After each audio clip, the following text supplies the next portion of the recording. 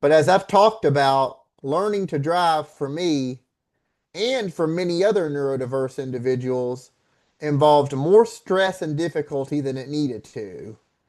And luckily, that process can now be much less stressful and easier than it was than when I was learning. 26% of adults on the autistic spectrum drive. And many of those adults who don't could learn to drive if they were just given the proper tools and support. And it's to the point that my third grade teacher, who's one of the most supportive educators I've ever had growing up, was surprised when I saw her again at 21 years old and I told her that I could drive. And her exact words were, "You can drive?"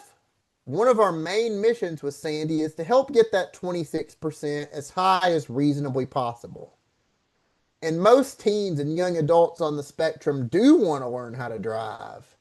In fact, 70% of teens and young adults on the spectrum are interested in driving.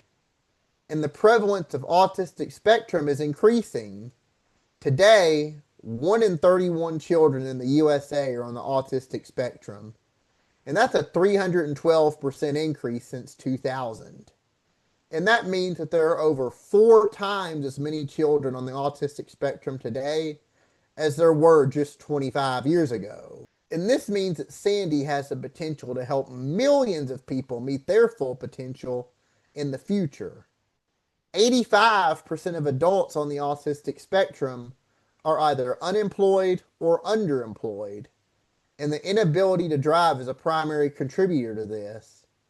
After all, if you can't get to work, you can't work.